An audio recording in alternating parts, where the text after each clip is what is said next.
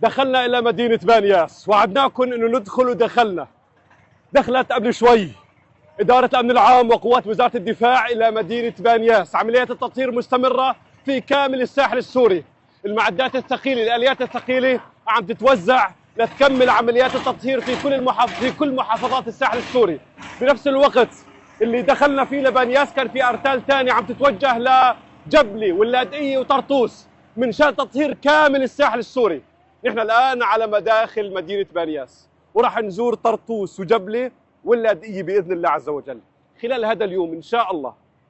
وعدناكم إنه امبارح حكينا بالليل، قلنا لكم أليس الصبح بقريب؟ إجا الصبح وهيك كانت النتيجة. قلنا لكم إنه الخبر هو اللي راح تشوفوه ما اللي راح تسمعوه. شوفوا بعينكم الآن بدء عمليات التطهير مستمرة. بسوريا الجديدة ما راح يكون في مكان لفلول عصابات الأسد المجرم. بسوريا الجديدة ما راح يكون في مكان للمجرمين. قلنا لكم ووعدنا من امبارحة، قلنا لكم أليس الصبح بقريب؟ قلنا لكم الخبر اللي راح تشوفوه ما راح تسمعوه. شوفوا